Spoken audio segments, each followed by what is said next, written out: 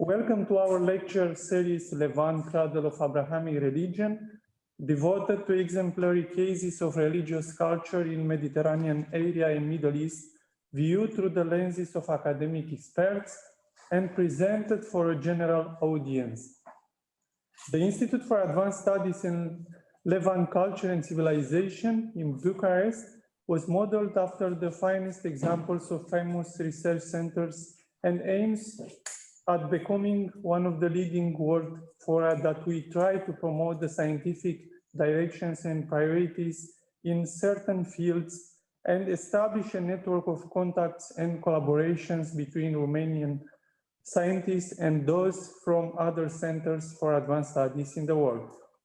The activity of the Institute, seen as a multi-phased dialogue between historical research and presented as a form of multicultural diplomacy, is developed in collaboration with leading academic fora from Europe and United States and universities from across the Levantine region. Our lecture series, Levant, Cradle of Abrahamic Religions, explores religion and society at the intersection of the Middle East, Northern Africa and Balkans, and the Caucasus. Each of these regions shape their distinct cultural profiles under the influence of the numerous currents stemming from the biblical Levant in the distant past, and which coexisted under successive imperial authorities. Our today's lecturers are Joachim Scholer and Julia Wolfel.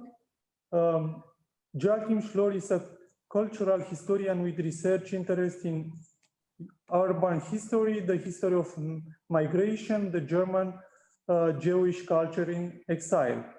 Since 2006, he has been professor for modern Jewish, non-Jewish relations at the University of Southampton and served several years as director of the Parks Institute. His latest book, The Story of a Jewish Family's Emigration from Heilbronn, Germany to England, has been published with Bloomsbury Academic in spring 2020. A new book on Berlin-related feelings in the correspondence between former Berliners and their hometown has just come out with Verlag für Berlin-Brandenburg in autumn 2020. Julia Wolfel has graduated in history and law as a minor from Ludwig Maximilian University of Munich in 2018. In 2019, she graduated from the University of Oxford in economics and social history. Her studies were funded by the Ernst Ludwig Ehrlich Scholarship Foundation. Her history research focuses on the pre-state Israel during the 1920s and 1930s. Currently, she is working in tech-focused investment banking in Munich and Berlin. Professor Joachim Scholer and Julia Wolfel will talk today on a very interesting topic, the Levant in the zionist imagination and practice, Tel Aviv's Levant fairs in the 1930s. Dear Professor Scholer and dear Julia, thank you for accepting our invitation. Now the floor is yours. Okay, thank you very much. Our talk is divided into two parts. The first part has a more introductory character and will present a possible framework for the discussion of different ways in which the Levant has been imagined and represented in Jewish and particularly in Zionist thought and cultural practice.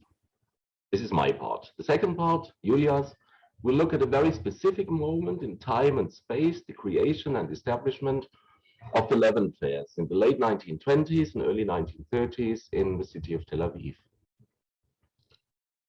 So to start, very obviously, Jewish and Zionist are not used as synonyms here. There are many forms of non-Zionist or even anti-Zionist attitudes to be taken into consideration. At the same time, we do indeed regard Zionism as a genuinely Jewish response to the historical longing for a return to the land of Israel in thought and in practice, as well as a response to modern anti-Semitism in Europe and the region, a cultural and political movement that brought Jews from Europe to Palestine from the 1880s on in search of a continuity of Jewish presence in the region, which had been interrupted, albeit not completely, by the diaspora. from the Babylonian exile after the destruction of the first temple in the 6th century before the Common Era, through the Roman destruction of the second temple in the year 70 of the Common Era, and the consequent emergence of a transnational Jewish community spread across the Mediterranean basin along the North African coast and into the Iberian Peninsula on the one hand, the Sephardic experience, and spread from the southern parts of the sea into northern and central Europe along the Rhine River, the Ashkenazi experience. Jewish communities have maintained a mental and sometimes also physical connection to the region. Moreover, Mizrahi, Eastern Jews, have settled and remained there across the centuries.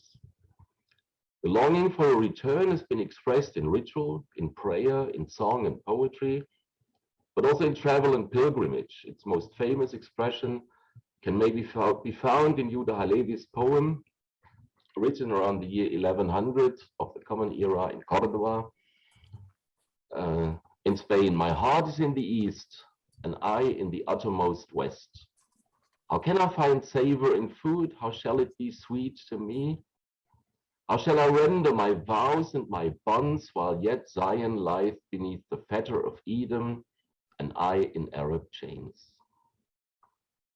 A light thing would it seem to me to leave all the good things of Spain, seeing how precious in mine eyes to behold the dust of the desolate sanctuary. Desolate sanctuary obviously is the temple in Jerusalem, where he mentally feels that he belongs, but he lives in the uttermost west, so in Sepharad in Spain. Rana Issa and Einar Wiegen in their Levantine chronotopes, Prisms for Entangled Histories, have given us, I think, a useful definition or description rather of the Levant. It is of general value, but it also resonates with the Jewish experience. Quote, the Levant is a nebulous region. Historically, it has been a site of entanglement, where native concerns and cultures have been mobilized into a global arena through trans-historical processes of cultural, economic, and political exchange. The contributions to their volume, and I quote further, inquire into how the Levant, both as a region and as a concept, was shaped through a history of human mobility and dynamic cultural transformations, examining the discursive practices that continue to shape the region or parts of it, as well as reflecting on the current methods we use to perform our scholarly work when studying it. We turn to the contestations over concepts and chronotopes, time-space models, maybe one could say, that have shaped critical thinking about the Levant since the 19th century. The articles in that collection reflect on the Levant as a site of change and cultural upheaval that has been formed through millennia of human mobility. As a historical route for trade, imperial ambition, religious pilgrimage, and intellectual exchange, the Levant has inspired diverging narratives that commonly build upon its history of dynamic cultural transformations. This approach introduces the Levant as a hybrid space of encounter and exchange, and Jews have been part of this chronotope since antiquity. Research, for example, by my colleague in Southampton, Dan Levine, on 7th century Babylonia has shown a wide variety of cultural practices, including the use of magic bowls and linguistic practice shared by Jews, Christians, Muslims, and other elements of this early multicultural landscape. Moving forward in time, a new manifestation of this cultural diversity and often commonality took place after the expulsion of Jews and Muslims from Spain and Portugal and the migration of Sephardic Jews into the region. Far-reaching changes indeed began to take place in the Jewish world at the beginning of the 16th century. Following the expulsion from Spain in 1492, there was a period of wandering and political, demographic, and social upheaval. Among the great centers in which members of different communities met, the melting pot of the Levant, Syria, Palestine, and Egypt, after the Levant, the Ottoman conquest in early 1517 is of special interest. From the first, the new government brought order and security, opening up a variety of economic possibilities. In addition, Jews of the expulsion generation saw the conquest of Palestine as another stage in the so-called messianic pangs prior to the hoped for redemption, and therefore many people from Spain and Portugal came to the Holy Land. Some of them were delayed on the way and settled in the Balkans, Greece, and Anatolia, in various cities already under Ottoman rule. Others came to the borders of Palestine and settled in nearby cities such as Damascus, Aleppo, Sidon, and Tripoli in Syria. Then Syria. Those who stopped in Egypt settled mainly in Alexandria and Cairo. The Jewish communities in all these places grew and thrived in the 16th century. The next step then, in this context, we can see the growing importance of port cities as nodal points in a transnational network of trade and communication, of cultural and linguistic exchange. This process has been studied in detail by the Port Jews project led by David Cesarani, our former and late colleague, at the Parks Institute for the Study of Jewish and Non-Jewish Relations at the University of Southampton.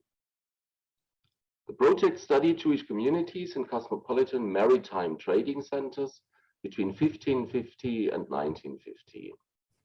For one of the inspirational contributors, Lois Dubin, port Jews were not simply Jews who lived in port cities, rather they were Jewish merchants valued for their engagement in the international maritime trade upon which such cities thrived, men whose path toward integration with the host societies was therefore unique.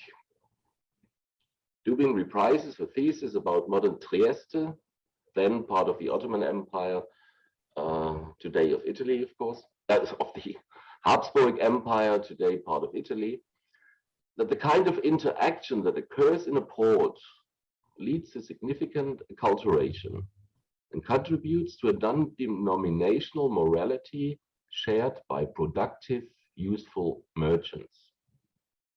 She further proposes that the port Jew be extended to describe port Jewry, a particular type of Jewish community existing at the historical nexus between maritime commerce, utility, and culture. Finally, she argues that the two concepts, port Jew and port Jewry, may serve as useful tools in the comparative study of Jewish societies, individuals, and their surrounding non-Jewish societies across time and space. With the exception of Salonika and Constantinople, the port cities of the Levant have not been part of this study, but I do think that the concept is as valid for this region as it has been for the existing studies on Trieste or Livorno, also in Italy. For example, Tomer Levi, in his book, The Jews of Beirut, The Rise of a Levantine Community, 1860s to 1930s, gives an insight into, and I quote, the emergence of an organized and vibrant Jewish community in Beirut, the late Ottoman and French periods. Viewed in the context of port city revival, the author explores how and why the Jewish community changed during this time in its social cohesion, organizational structure, and ideological affiliations. Tomer Levi defines the Jewish community as a Levantine creation of late 19th century port city revival, characterized by cultural and social diversity, centralized administration, efficient organization, and a merchant class engaged in commerce and philanthropy. In addition, the author shows how the position of the Jewish community in that unique multi-community structure of Lebanese society affected internal developments within that Jewish community of that country. With the beginning of modern Jewish immigration in the 1880s, Palestine, then part of the province of Syria and the Ottoman Empire, comes into focus as well. Jewish immigration, in most cases channeled through the port of Jaffa, inspires the emergence of a Palestinian national consciousness. And after the Balfour Declaration of 1917, the end of World War I, the breakdown of the Ottoman Empire and the British mandate over Palestine given to the UK by the League of Nations, two national movements, a Jewish and an Arab one, strive to create their homelands on the very same and soon contested space. As we know, this development has been discussed in terms of a European colonial settlement enterprise in the Middle East. To quote just one, Nassim Ahmed in 2019, the core of Zionism, he claims, is settler colonialism, not democracy. Zionism is first and foremost a settler colonial movement. This is not a national movement, for example, by native populations that were trying to liberate their country from colonial forces. This is a movement by European settler colonial who wanted to take over someone else's country and create a settler colony. That is one position, a position one might have, a position that we try to contradict, quoting here in response, if you like, to Ahmed, Julia Wolfel. The anti-Zionists, or what I will call denying post-Zionists, maintain that Zionism has been a negative force in Jewish history, the state of Israel, and the Middle East. That being the case, it would have been better had Zionism never been born. But since what is done is hard to undo, the state of Israel needs to be dismantled as quickly as possible, or at the very least, decent people should divest themselves of it. In the opinion of this faction, Israel, Zionism's principal product does not stand up to scholarly and moral criticism, and it is thus imperative that it vanish. I mean, this discussion is obviously very contemporary. We would argue, in contrast with Henry Brooks, that Jews are no strangers to the region. A recognizable Jewish nation first emerged in the Levantine region some 4,000 years ago, and there is continuous evidence of a Jewish presence, even through periods of Roman, Persian, Greek, and Ottoman rule. The Jewish arrival in Palestine was an act of return, says Brooks. Decades before the Balfour Declaration signaled the prospect of a Jewish state, Jews tired of systematic persecution in Europe and the Arabian Peninsula began to migrate back to the Levant. None who made the first Aliyah intended to remove the region's new inhabitants. End quote by Brooks. But even those European Jews who arrived in the Levant shared some of the prejudices directed against the Levant as a form of life. More on this in a minute. Suffice it here to quote Albert Einstein, who in his diaries written between October 1922 and March 23, makes sweeping and negative generalizations, for example, calling the Chinese industrious, filthy, obtuse people. Then he arrives in Port Said in Egypt and faces Levantines of every shade as if spewed from hell, who came aboard their ship to sell their goods. Such generalizations about the Levant, negative images, have been analyzed by Amiel Al-Akali in his book After Jews and Arabs, Remaking Levantine Culture. He writes, beginning from the late Middle Ages, the word Levant was used to designate, as you obviously all know in your institute, in the maritime and trade field, the oriental coast of Mare Nostrum, Egypt, Syria, Turkey, Greece. The Levant as a real space was generally identified with a part of the Mediterranean. During the modern era, the Levantines were Europeanizing people, interesting way to put it, generally involved in commerce with the North Mediterranean, Italy, France, speaking many languages, cosmopolitan citizens of the colonial world. In European languages until 2 decades ago, the adjective Levantine also had a negative connotation. Browsing any dictionary of Italian, the first meaning of the words informs us that a Levantino is a person who lives in the Levant, but the second meaning reveals another nuance, cunning and cheating. And this meaning with a sense of continuity transmigrates also in other non-European languages such as Hebrew. Tiziana Kalino has shown how in recent years the growing academic interest about the Mediterranean as a space of multiple connections and cultural symbiosis allowed a reorientation and a redefinition of the Levant's history, and as a consequence, a shift in the meaning of the adjective Levantine. Similarly, Ranen Omer Sherman has argued that in place of the reductive inherently hostile paradigms of identity that demarcate discourses about East and West, or that presuppose a clash of civilization, an impressive and eclectic range of Israeli writers recover the creative potential inherent in ambiguity, harkening back to the cultural world of Muslim Spain, in which the spirit of convivencia, or interactive and adaptive relations between Muslims, Jews, and Christians flourished, recognizing and embracing the creative tensions that have subsequently stood the test of time as literary models of a civilization sophisticated enough to overcome our own age's paranoid and fanatic predilection for certainty and absolutes. Even in contemporary Israel, built on the foundations of a manifestly monolithic and collective identity, it is not difficult to come across substantial formulations of a creative multiculturalism that might yet transcend the brutality imposed by the all-consuming attachments of territory and identity.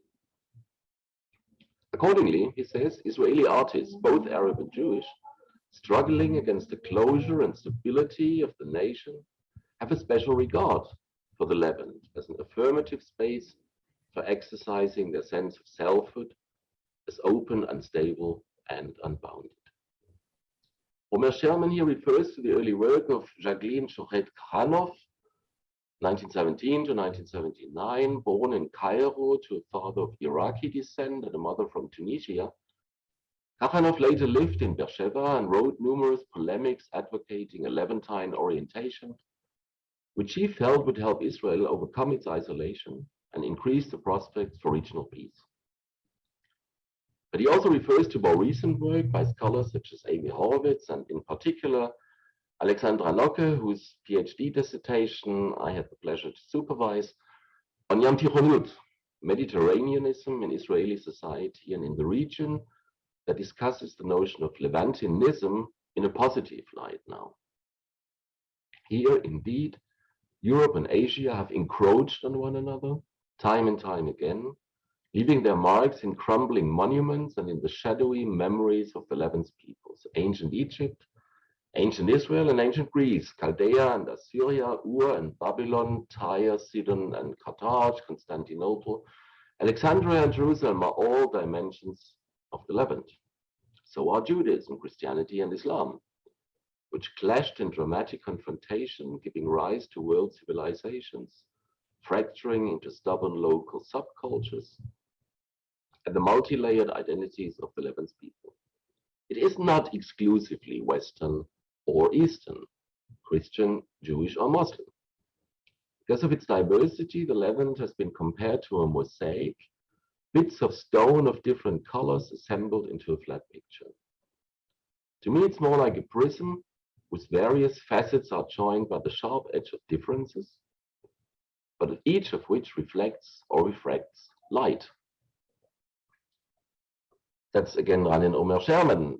As in a dialogue, Alexandra Locke, who wrote the dissertation in the framework of our project Makom, Space and Place in Jewish Culture and History, writes the two poles within Israeli culture to merge into the East and become part of it on the one hand, but simultaneously remaining distinct from it on the other, are still at the center of discussions about the concept of Israeliness. In this context, we now come to conclude the first part of our talk to the city of Tel Aviv. As various travelers observed, Tel Aviv in the mid-1930s was the most national and at the same time the most international city in the world. It was the most national because it was envisaged, planned as a 100% Jewish city. Sorry for the background noise. The notional capital of a state which did not yet exist, and the focus for a Jewish nation which is only just beginning to take shape. But it was at the same time the most international because the people whose ideas and work were creating the city came from so many different countries and brought with them such a medley of languages, memories, styles of home life, types of clothing and food, and everyday habits and customs.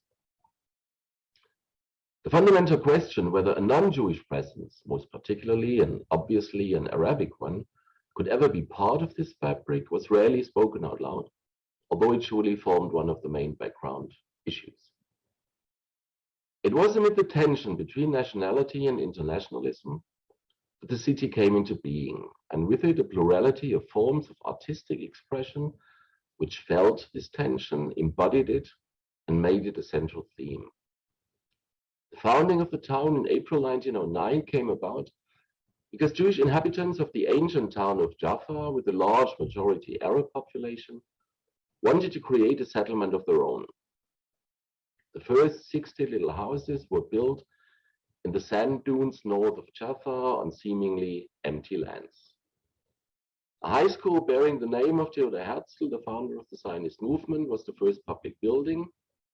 And without a conscious decision having been taken, this modest settlement turned into a city through the influx of the multitude from elsewhere, who all brought their own small homelands with them from Warsaw, from Moscow, from Odessa, from Berlin, Vienna, Budapest, but also from Damascus and Baghdad. In the overall history of Zionism, Tel Aviv represents the neglected story of the liberal, bourgeois, and often petty bourgeois elements scorned by the left-wing labor majority, who built for themselves a city. The history of the diaspora, which was supposed to come to an end here, reveals itself in the diversity of the restaurants, the window displays, the cadences of a Hebrew tinged with Hungarian, German, or Arabic accents, and the separation, visible now as ever, into different residential districts which owe their origin to particular ways of immigration. All kinds of demands were made of the little big city.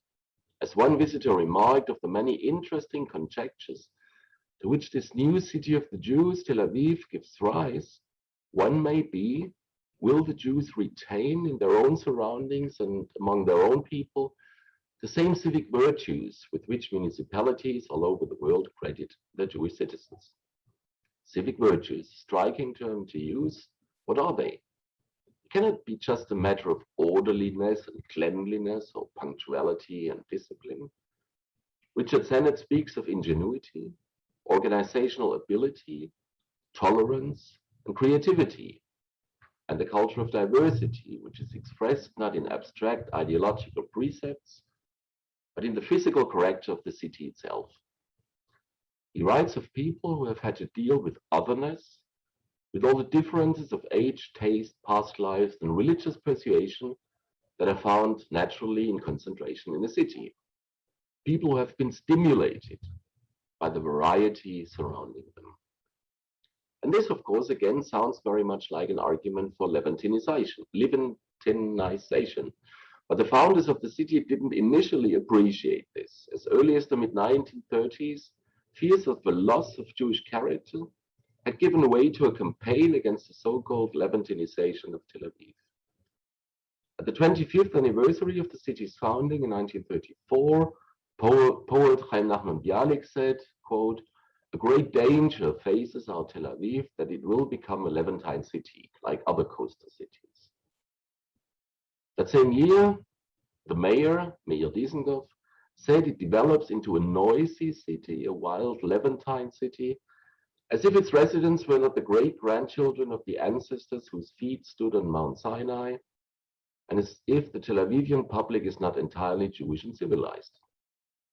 But not all residents shared these concerns, some citing the examples of Berlin and Warsaw, European cities, civilized cities, orderly cities, where anti-Semitism had thrived.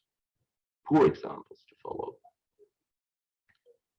So it was indeed in the process during which Tel Aviv became a port city itself that this attitude changed.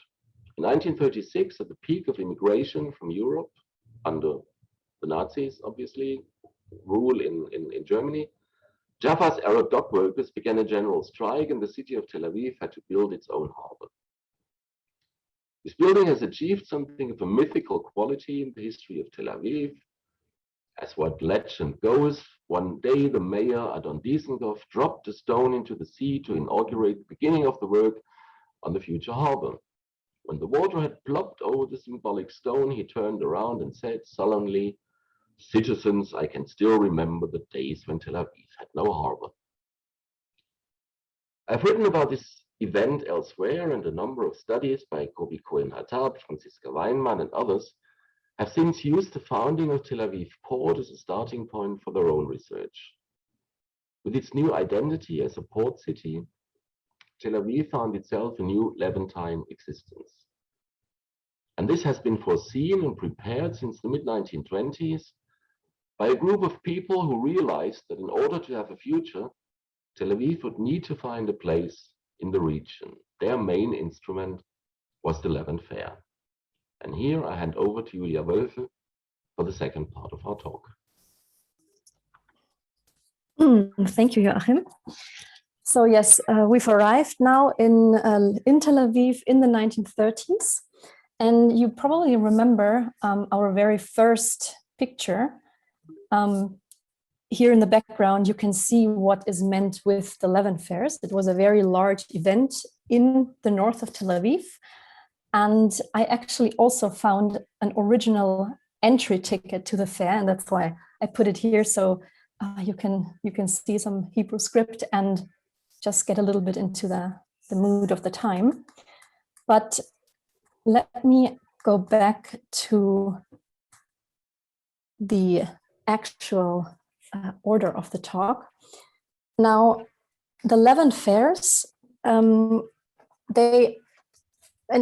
that's the reason I've shown you the picture again, you have seen the buildings, and the Levant fairs were actually of scholarly interest in the past quite often, and mostly because of the architecture. So we've actually, these are two works that I just want to put here, Oxman and Davidi, quite recent actually.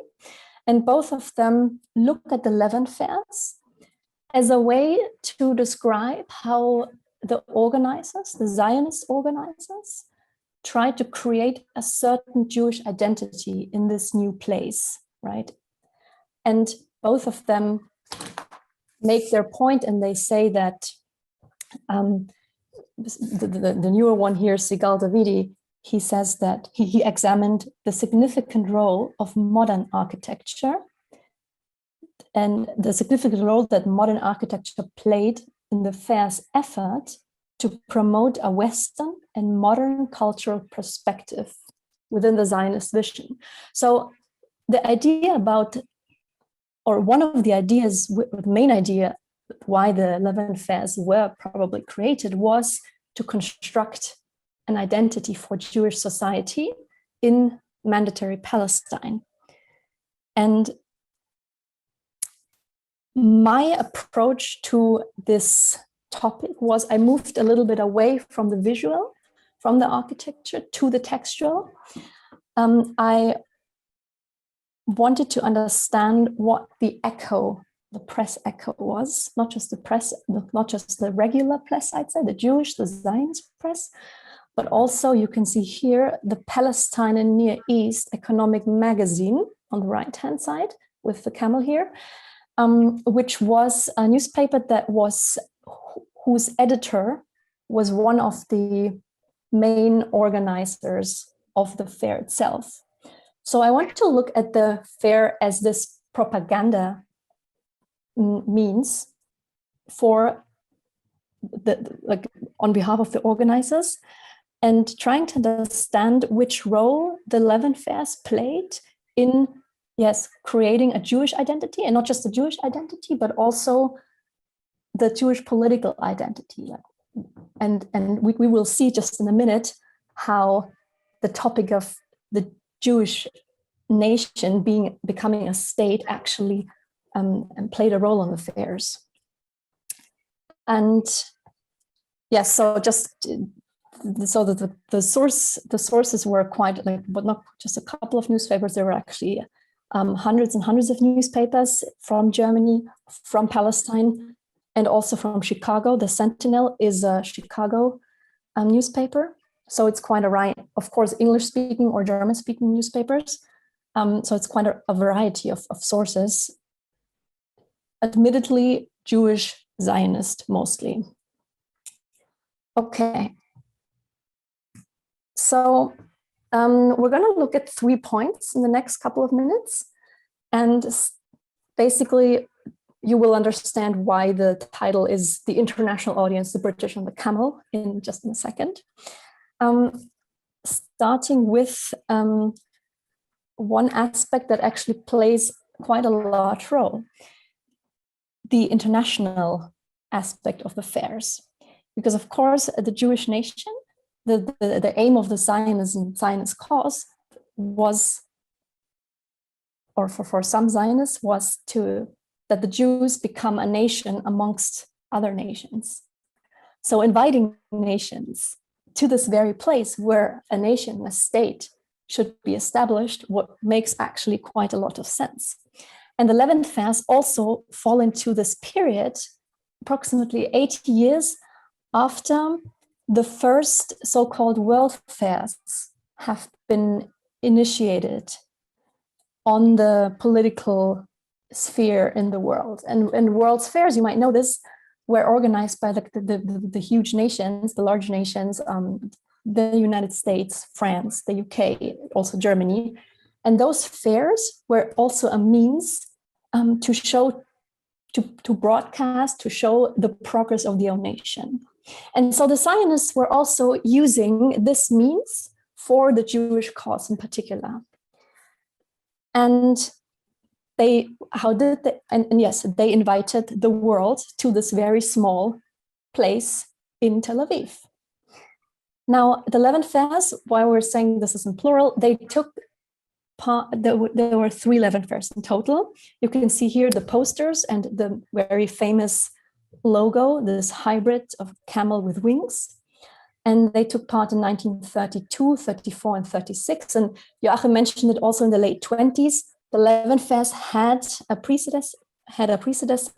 There were a couple of quite local fairs in the 20s taking place in mandatory Palestine. The 1932 fair was the first fair that was actually called Levant Fair, and that we can also say it was the first really international fair. Now let's look a little bit at the extent of the international scope of those fairs. And I think it's interesting because I'm sure no one of you probably has really heard of those, or maybe you have, but I would say the larger, most researchers that I've been talking to, even those who did some studies on world fairs, have not yet heard of the Levant fairs, although they were quite large and actually the largest fair in this region.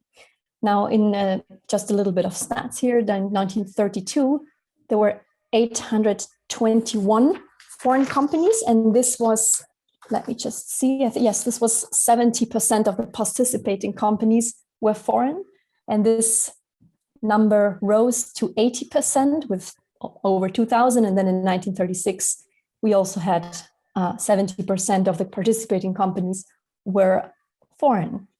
And also the number of countries rose, 23 countries, 32 countries to 40 countries. And interestingly, the country that was sending the most companies to the Levant was Germany. I don't have the list here, but because it's actually quite a nice list, but Germany sent a lot of car and machinery companies to the Levant fairs. Right. And also remarkably, there were in 1934, 600,000 visitors, while there was a population of 35,000 Jews and some Arabs, I think. So this was definitely 50%, more than 50% of the inhabitants of Palestine were actually foreign visitors. Now, this is just a little bit of an illustration, like how the pavilions looked like. We see in the left Poland, Romania. We see also Italy and Great Britain here. Now, I want to show. Oh yes, maybe this one first. Now Joachim has spoken of he has touched upon the topics of the Mediterranean and of like Port Shuri. Now here's an aerial view on the space where the Levant fairs took place. You can see the small peninsula in the north of Tel Aviv. Here on the right, you can see the Mediterranean. On the left, you can see another river, Yarkul River. so this was a picture from back then, and now on the right you can see it. It's like a picture from today, and you can just see how it like really was at the north tip of Tel Aviv. Now, so before we start with like this argument how the Zionists performed a state on the Levant fairs in front of the international audience, I would just like to show you a little actual footage from the Levant fairs. Now, this is the Steven Spielberg Film Archives, and I stumbled across it on YouTube somewhere, and it's quite interesting. So we're not going to hear a lot. It's not going to happen much, but at least you can get a glimpse at what was happening back then. Now, this was from 1932, and again, there's no like plot or something. It's just, it shows the preparations for the Levant fairs, a little bit of the scenery, some people. And here we can see it now then jumps to the inauguration of the Levant fairs.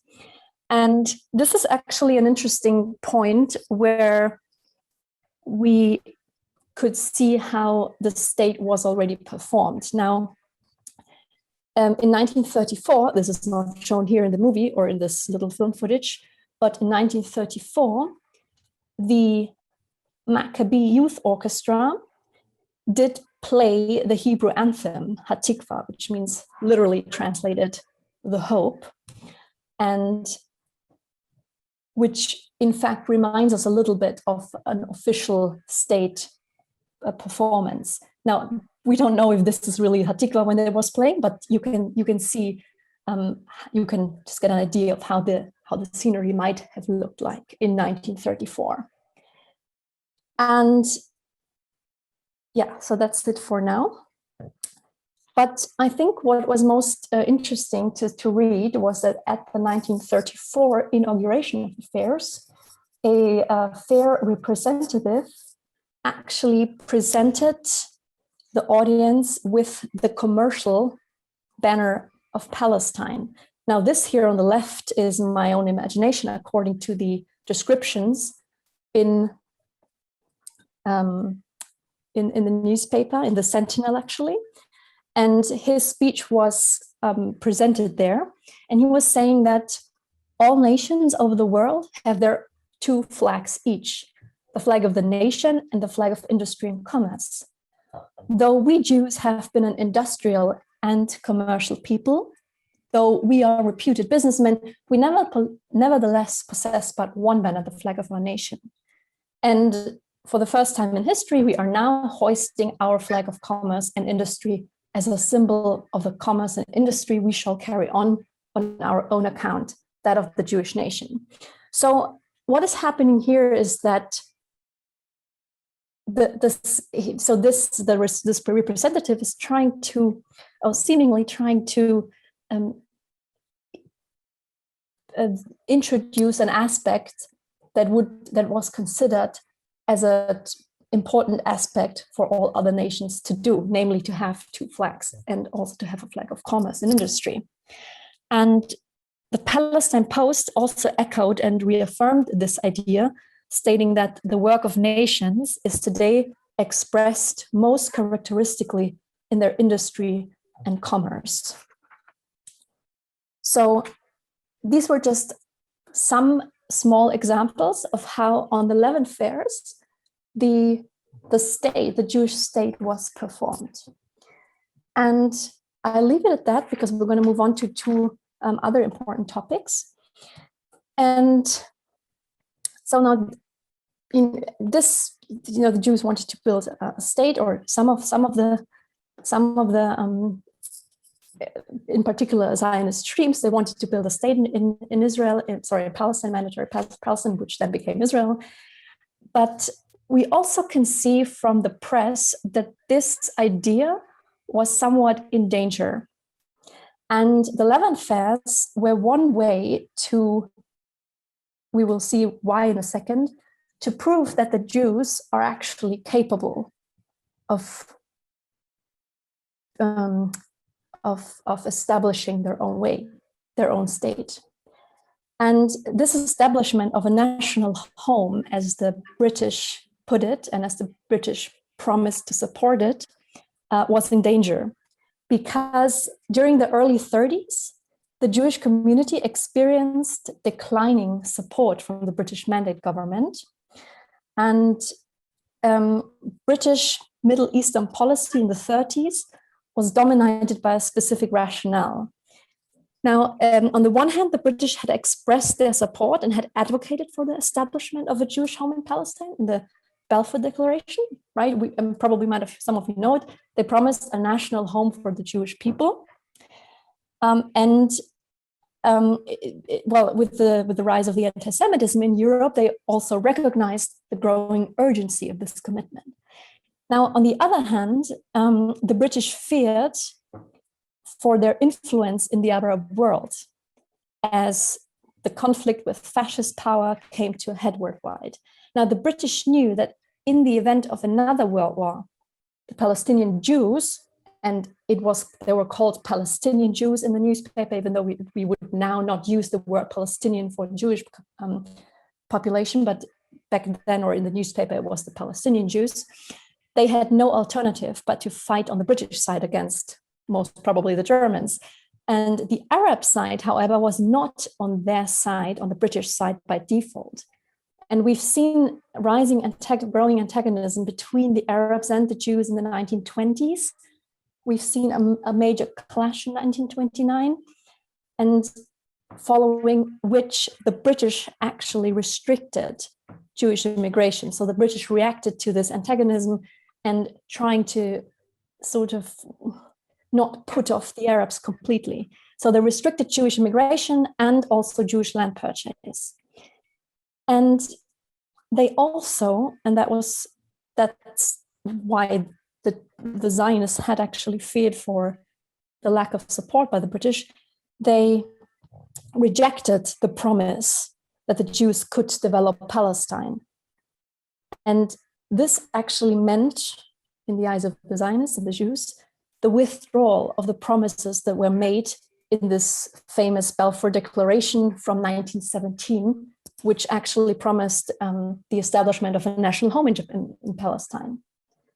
Now, we see this fear on the Jewish and Zionist side reflected in the press.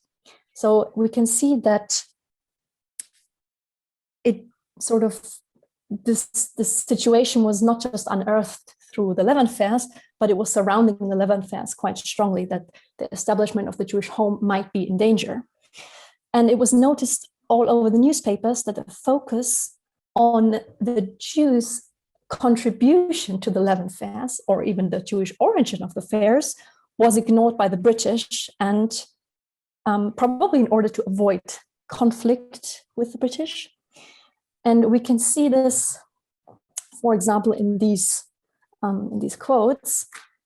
And so the High Commissioner, the British High Commissioner, had actually written an introduction for the Levant Fair catalogue, and which was but then criticized by the Palestine Post with the words, "The reader will look in vain for the combination." Oh, there's a spelling mistake, for the combination of the letters which spell G-U-W. And it further noted that in this country, the word Jew seems to have fallen out of the dictionary. Well, that's the Jüdische Rundschau, actually, sorry. But on the other side of the ocean, the Sentinel, in a little bit different context, but it just confirms the other two quotes, that there was the needless omission of the word Jew in a recent article telling of the new Palestine in the National Geographic magazine. So there was an article about Palestine, and apparently the word Jew, which is sort of essential when it comes to New Palestine, was not in there. And the Sentinel further suspected a studied policy with British mandatory officials behind this.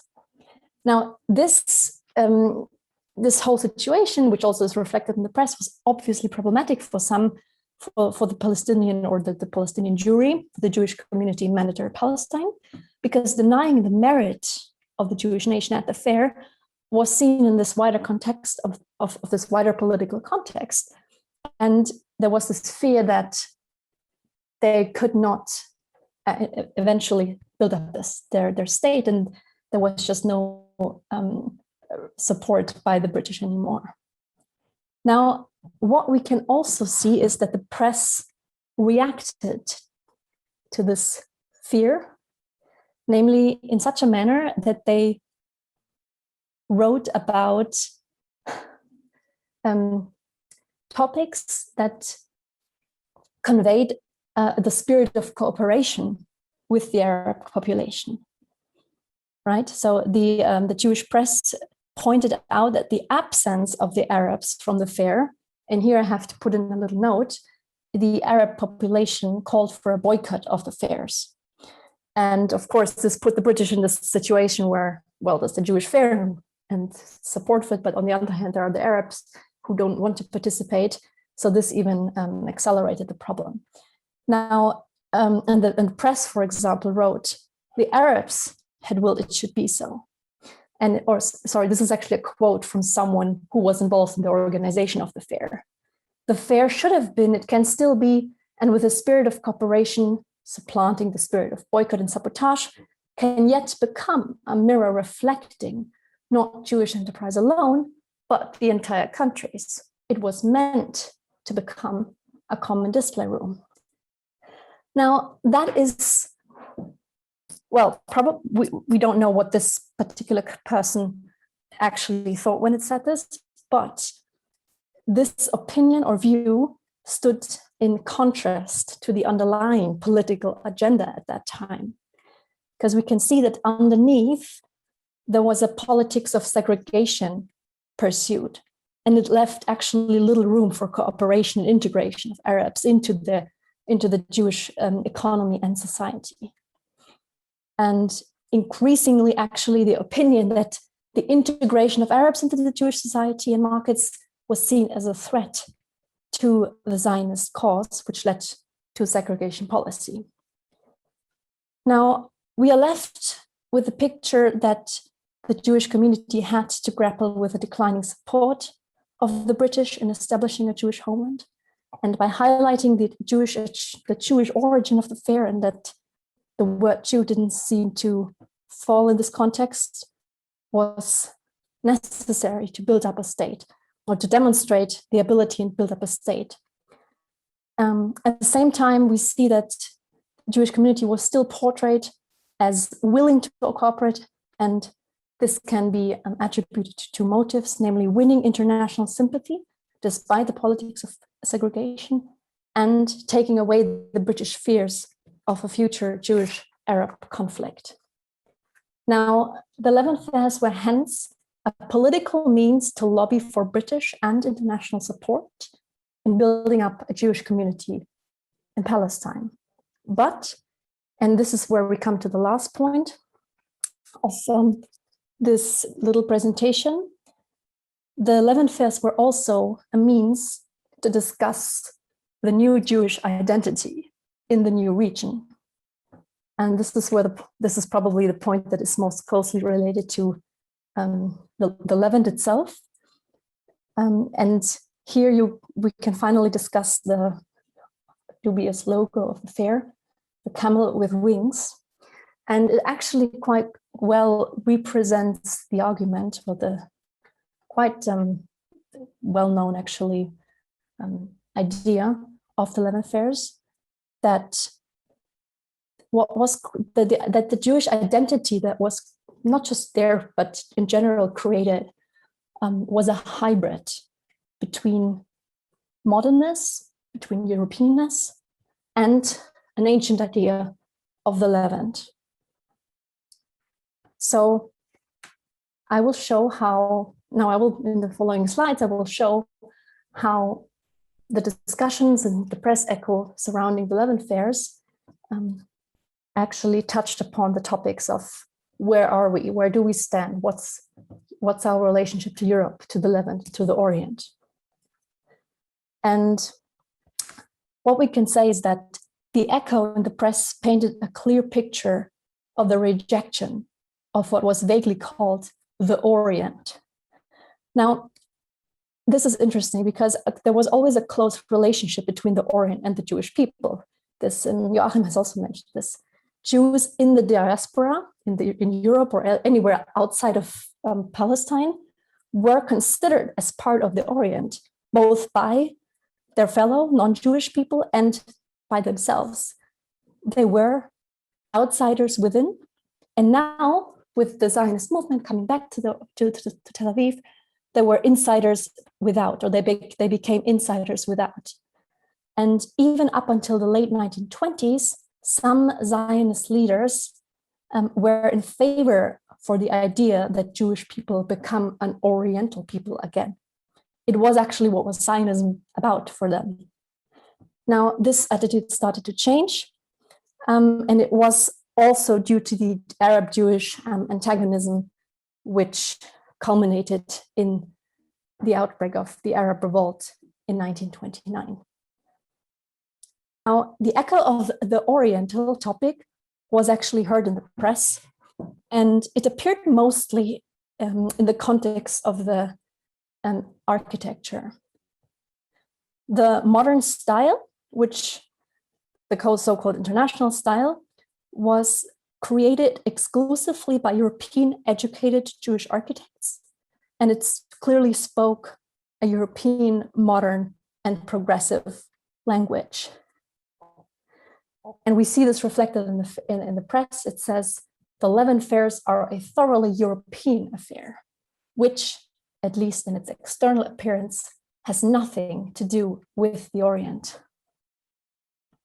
When we say that it could be in any major European city, we mean to express two things: that its forms are thoroughly European and that it would be worthy of any major European city. It is safe to say that from the Jewish side, because this judgment will be confirmed by the press all over the world in the next few weeks. So,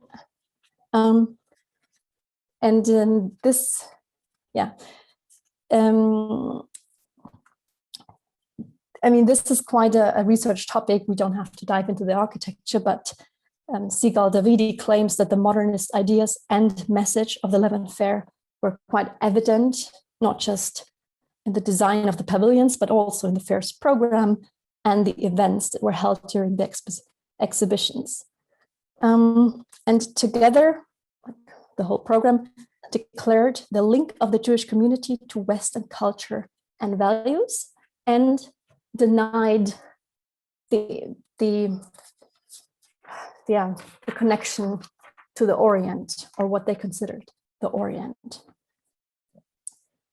And here is also a really nice quote that it says that by looking at the fair, it is as if European shapes and achievements had wandered under a more colorful, brighter sky. And the article that had this as a quote was a tropical Europe.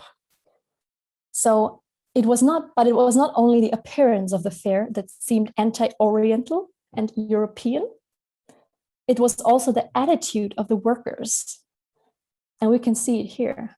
It was a pleasure to see how the Jewish workers understood the new, with what love for their work and what zeal they approached the task. First of all, the tireless site manager, Rosenberg, who, with his high-quality site managers and preparatory workers, created an organization for the construction work that should also be seen in Europe.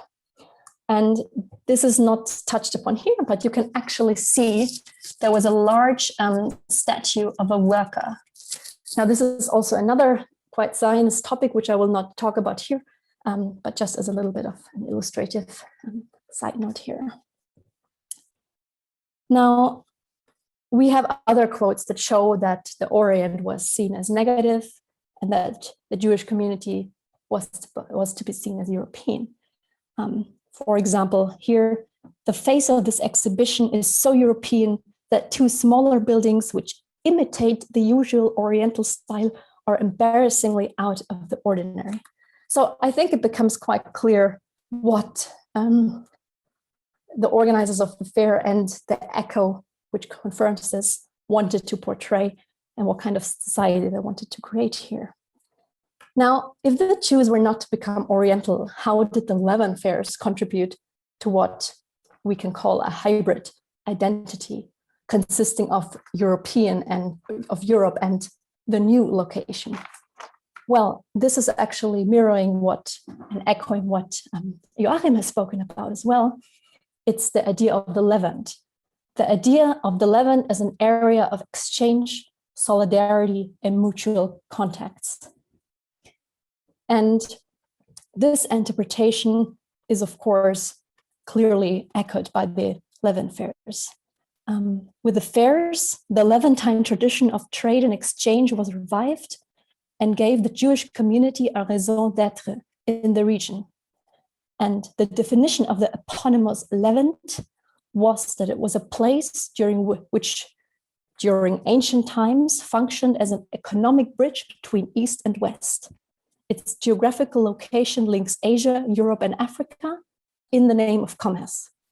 And in an article for the Sentinel, the mayor of Tel Aviv, Dizengoff, we've heard of him, and part of the organizing committee of the fair, describes the historic tradition of trade in the region of Palestine. Already in ancient times, the Philistine coast, from present-day Haifa to the border of Egypt, was a meeting ground of trade routes and civilization. And another visitor of the fair said, the merchant does not come to Palestine because of the oil trees smell and because the landscape is so beautiful, but because he knows the realities of trade and its geography. Here he stands on the bridge between East and West. Now, the press, and the press sort of also comments in this direction, and it sounds almost like a manifesto for the future Jewish society in Palestine, which originated, we can also almost say, on the Levant fairs. The Levant fairs are the points of contact in time and place, situated on the junction of the world's great sea, land and air routes, joining the Mediterranean with the Red Sea, facing at once Europe, Asia, and Africa, itself the most vigorously developing country in the Middle East. It is the most natural function of Palestine to link up Western with Eastern commerce. Now, and here's the twist. This function, however, and in the context of the Levant fairs, was linked to the reappearance of the Jews. They, so was the echo in the press, were unearthing the ancient function of the region and contributing to its development. If one looked at the principal centers of commercial activity in the Middle and Far East, Baghdad, Singapore, you will note that in each of them there is an important Jewish colony which plays an important commercial part. Now, it is not and it continues, it is not an exaggeration to anticipate that Palestine as a Jewish national home may well become something like the heart of commerce between Europe and Asia. And this is the last quote here, and also the sort of a little bit of a sum up. A visitor or a participant in the fair, she said, and she commented on the camel again. Some ingenious artist's brain came up with the idea to choose the main carrier of traffic in the Orient of old, the brave camel, as a symbol of the exchange of goods between East and West, and whose mediated the Levant fair is beginning to emerge more clearly. And with the Levant fairs, we have seen that the Levant fairs were also a place to perform a Jewish state. And with the Levant fairs, we can also, maybe there was this notion that the Jewish state is becoming the mediator between the East and the West. And the question remained whether the Jewish state would become a testing ground for a new Levantine culture. So thank you very much. And if you have any questions, then yes, Joachim and I are here to answer them. So thank you very much for your impressive lecture, which we listened with very great interest. I'm sure that some questions will be put in the next minutes. This was a very, very interesting remark in the end of your presentation that the Levant sphere are mediator between East and West. So I would ask some more, and I wonder if you can come back a little bit and include the profile of Theodor Herzl, and this in the context of establishing the city of Tel Aviv. We know that his novel, Alt Neuland, gave in one or another way the name of the city, or the second name of the city, because the first name of the city was Ahuzat Bait, house estate, and I mean his politics and his involvement for the return of the Jewish people in Palestine and successive events until the Levant's affairs in 1930s. This would be the first question from my side. I mean, it's really a fascinating story that Alt Neuland first has been a novel. Yes. A utopian novel, the utopian idea of a Jewish return to Palestine. And it's, of course, a very, very idealistic novel that thinks that the Jews will bring progress to the country and everybody in the country will be very happy to be taken up to European standards in a kind of way. Interestingly, the central place there is Haifa, and the little beggar boy from the first chapter who asks for money from people who sit in a coffee house in Vienna will become the mayor of Haifa, and there's a railway built between Haifa and Jerusalem and all kinds of fascinating things. So real Zionists, if this is allowed, or cultural Zionists such as Ahat Ha'am, for example, the writer from Odessa, who regarded Palestine as a potential spiritual center of Judaism rather than a center of travel and settlement, found this ridiculous and made fun of Herzl's utopia. But in a way, the book was influential, maybe in a differently from the Judenstaat, the more political pamphlet, but it triggered people's fantasies. And since Herzl died in 1904, the exact year when the Ahuzat Bait group was founded and decided to build a little settlement outside of Jaffa, it was in reference to Herzl that they then decided to name the place after the novel and its Hebrew translation by Nahum Sokolov, which was Tel Aviv. Add to that Tel Aviv is, of course, mentioned in the biblical story of the Babylonian exile. Tel Aviv is the place that the prophet Ezekiel comes to in order to console those in captivity, and tells them not to cry anymore for the destruction of the temple, but to build houses and live in exile. And so in a fantastic turnaround, Tel Aviv now becomes the symbol of arrival. Importantly, I also think, I've mentioned that shortly, but Julia really illustrated it, a center of arrival and also commerce and trade, which was not the main interest, I think, of say, Ben-Gurion or the leaders of the socialist left. They wanted to create a new Jewish strongman, worker, sportive, so different from the image of Jews in anti-Semitism.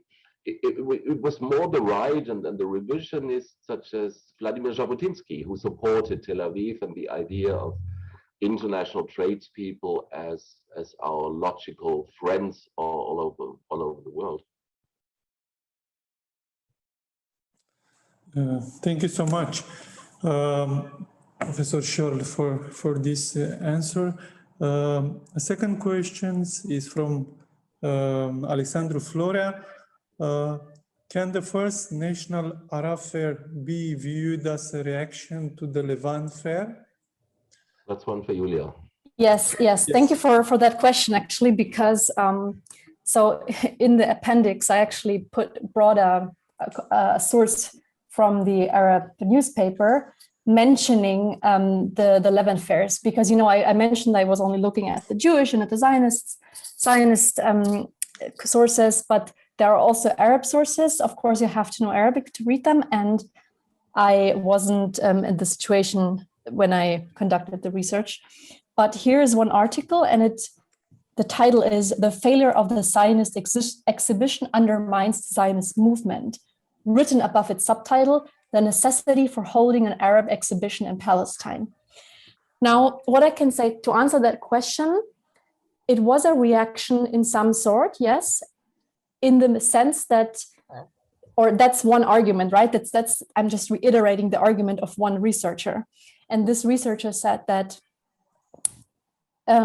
yes, it was a reaction in order to show and prove that the Arab nation was able to be commercially active and economically active, even without the presence of the Jews.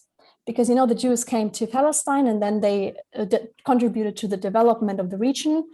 And one reason to hold the fair was to prove we as an Arab nation, we are also able to build up our own economic system, if that answers the question. If you want, I can also give you the title of the article, but you probably know it anyways. But if, please then let me know. Okay, I will add another question in this sense also for Julia. In which way can be this Levant Fair can be seen as a sign of pride, also for the British power, as those who were in power of as mandatants, as this on one side, and on the other side, as a sign of pride for the Jewish nation, as creating an identity. So, could this be viewed in this way? So the pride part, I think I understood what is meant. And I think maybe the questioner can like specify what is meant with pride. I think yes, we do see pride, but more as a reaction to the fact that the British did not see the Jewish origin and the Jewish efforts. So I would say this was sort of a little bit of a counter reaction to what was lacking on the British side. The word pray, in which sense praying? So praying as in, look, we are so great and we can do this, please support us? Or in which sense can I understand the word pray here? So we are those in that have the mandate of Palestine, and what is happened now is happened with our or in our administration, and but maybe this is enough for this context and for these questions. And I would also like to know a little bit about the Russian politics concerning the event, and on one side the Levant Fair, and on the other side the Arab Fair in Jerusalem, because they were divided. The Russian politicians promised support for, and they were very interested in the protection of the holy sepulchre, for example, if you can create a picture of all those elements. So I'm personally not so familiar with the Russian involvement, to be honest. Not at all, actually.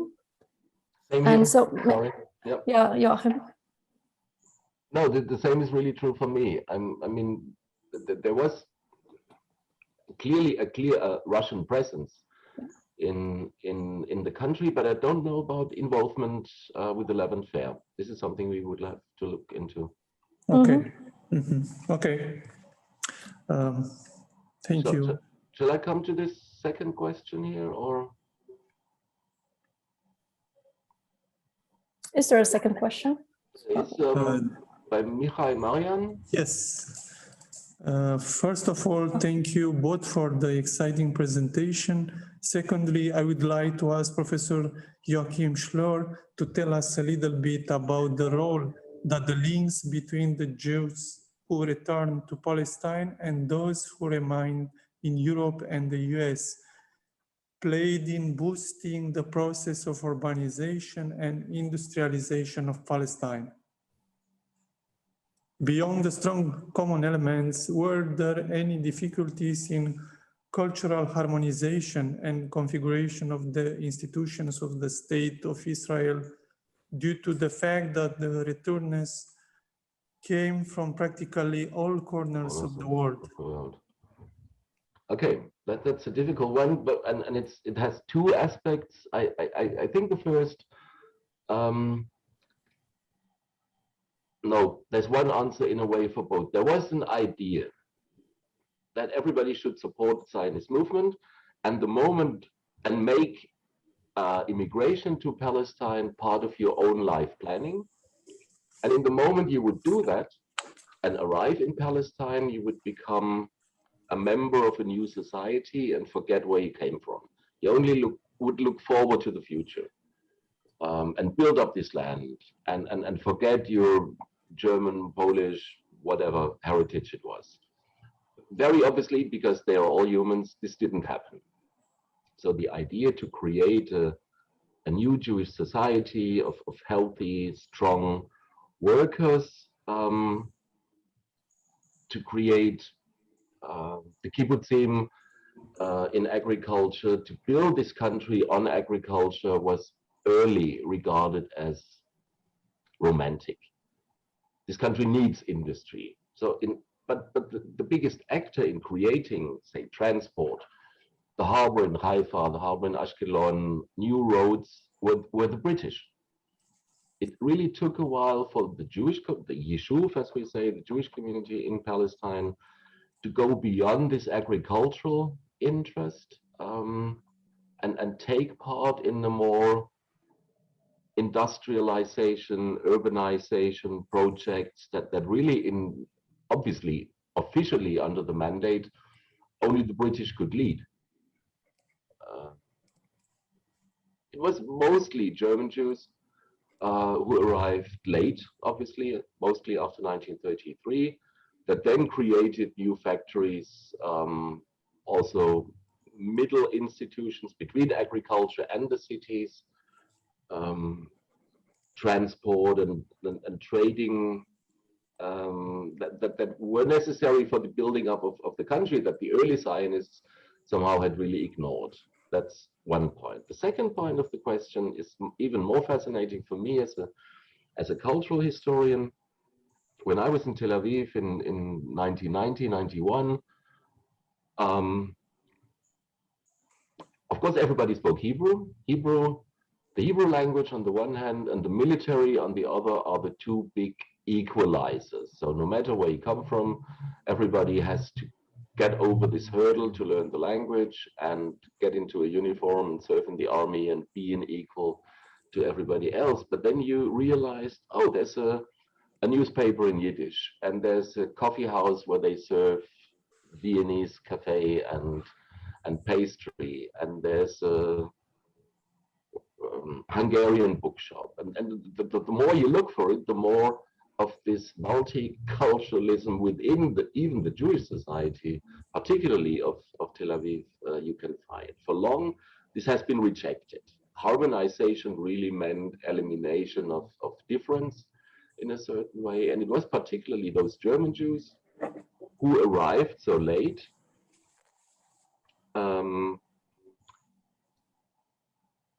and could not enter important positions within the Zionist leadership anymore. They already had been taken by immigrants from Russia, from Poland, also from Romania. Before 1933, we have only 2,000 German Zionists coming to the country and mostly working as doctors and lawyers, if not in agriculture. But then after 33 comes the big boost, and about 60,000 German Jews move to Palestine and bring with them not only their industrious and trading minds and contacts, which they keep and make usable, but also their culture. German language, German newspapers, German books, German classical music, an orchestra is being founded. And in these years, we see the emergence of a new cultural variety, which is today much more accepted than then. But you would be looked at badly if you spoke German or Yiddish in public and not Hebrew.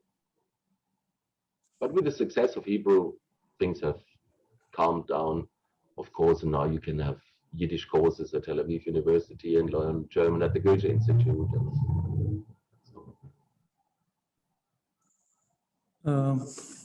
Thank you so much, Professor Scholl. A new question, I'm not sure for both of you, maybe for both. To what extent did the new Levant, as understood and sought after by the fair's organizers, conform to both Jewish settler expectations, more broadly, or to European, specifically mandatory British expectations for the region's evolution?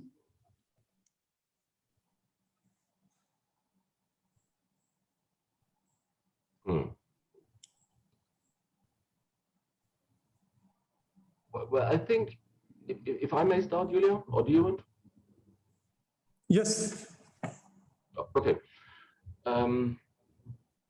The organization of the Levant fairs was a clear symbol of the arrival of a more commercial and economic thinking among the Jews of Palestine, beyond, say, the founding of kibbutzim and the creation of these proto-communist communities in the kibbutz. It was something that American Jews, in their majority, who had felt support for Zionism but found the whole adventure a bit too romantic, cleaning out the swamps and all that. This is something they could attach to. This is something they could feel they could also support. And in a way, it brought capitalism to the Zionist enterprise, which was regarded as a problem by large parts of the Labour Party. I think the British welcomed economic activity that would bring progress to the country. They clearly, with all the mistakes the British made in promising everybody something, but they did want to develop the country. Surely partly in their own interests, but also in the interest of the land and its two populations. So they welcomed the idea, but as Julia has shown, in this political dilemma the British found themselves in, having promised everything to everybody, they could not support it so profoundly, either one, because then the other side would have been mad at them, which they were anyway. So the British had really maneuvered themselves into an impossible position, and this is the reason why they just left and left quite a nice chaos behind in 1948. Thank you. Next question for Julia. What percentage of Levantine countries actually took part in the fairs? out of the total number of participants?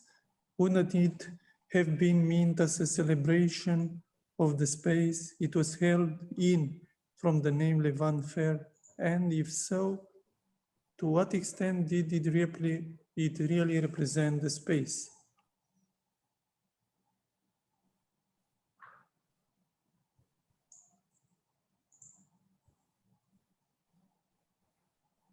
Julia, you're muted. Yes, thank you. I mean, after 1.5 years Corona, I think we should know that muting is not great, but okay, so I was muted, right? So the answer was to the first question that there were interesting, or not, there were countries from the neighboring countries there, Lebanon, Syria, Egypt, to name a few, but the majority was non-Middle Eastern. I don't know the percentage, but that there were a couple of countries amongst the ones that I was just mentioning. And could you please repeat the second part of the question? I don't think I understood it correctly. And this touches the name of the Levant Fair. To what extent did it represent the space? So the Levant Fair, it represents in a way the local character of the event, the regional character of the event, or not? Mm-hmm. So it is not directly answered, I think, from the sources. I can just speculate from what indeed the sources give away.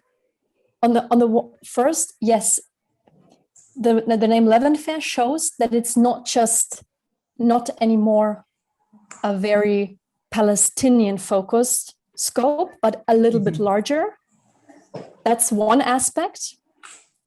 That the committee actually mentioned in a report, that we are not just a local Palestinian focus, we are now expanding. But of course, it's well noticed, it's not just the Levant, it's an international fair. And we might think, and I don't know the answer to this question, I haven't found a specific answer to the sources, but what I'm assuming is, or what we can maybe see from reading the sources, is that it touches upon this idea of the Levant itself, the bridge between East and West, and that the new society touches upon that idea, what the Levant was, and it has something to do with the identity actually of the Jewish community, rather than describing the scope of the fair itself. But this, I'm not sure, Joachim, if you have found something, but I think they wanted to go beyond the local Tel Aviv as a starting point, and they wanted to establish Tel Aviv as a trading center in the Middle East that would be in constant contact and exchange with other such places, Alexandria, Damascus, whatever. And I also think we have to rethink our geographical imagination today when we look at the state of Israel and the occupied territories, and Gaza with a very specific situation, and strong borders, heavily guarded borders to Lebanon, to Jordan, to Egypt. Then it was a relatively open region. There was a train running from Egypt to Lebanon along the Mediterranean coast. Today, when you go to Rosh Hanikra, you see the tunnel that the train used to go through, but it's closed, of course. But there was a lot of movement. Even travelers, when they visited Palestine, often started with the ruins of Baalbek in Lebanon or in Port Said in Egypt, and then went to Petra in Jordan, Transjordan, if you want at the time. So there is much more a concept of regional movement, communication, exchange than we see today. Thank you so much. And a last question from my side. Julia, do you have an idea how did the French newspaper perceive the event? Because you quoted some German and American presses, and I wonder if there are some connection in the French press, because we know that France had also some interest in the proximity of Palestine in the north part in Lebanon at that time. I know that there was an architectural magazine who commented on the architecture quite extensively, but in terms of the political scope, or I don't know. Joachim, do you have any sources there? But it's an interesting one, and if you know maybe some newspaper that might talk about that, I'd be curious to include that in the further sort of working with this topic. Mm-hmm. Maybe not in regard to the fair itself, but to the city of Tel Aviv. There's a large body. When I wrote my book on Tel Aviv, obviously most of the sources are Hebrew when it comes to the building of Tel Aviv. But as I'm an outsider myself, I thought I write about the perspectives of those who come from the outside, and travelers are really an interest. Travel reports published in magazines and newspapers, but also later in books. And there's a huge body of French travel writing and a clear fascination with the idea of Tel Aviv. Until today, a French Cultural Institute, very active in Tel Aviv, with France really regarding herself as a kind of better fitted moderator than the British and the American, because of their long-lasting interest in the region. But I haven't found anything concrete about the fairs, just about Tel Aviv as a city. Mm-hmm. Thank you so much. And I think this point is also very interesting and could be of interest. Could be pursued further. You can include in your paper. So now we are at the end of our lecture. Many thanks once again for your impressive presentation and for this privilege to have you as speaker in our lecture series. We will send you the lectures capture, and Okay. I invite you once again to contribute to our collected volume and to submit your paper at the end of the year. I hope we have other opportunities to work together, and we wish you all the best. Thank you very much. Thanks again for the invitation. And thanks everybody for the discussion. Yeah, thanks everybody. Great questions. Yep. All right. Thank you. Bye-bye. Bye-bye.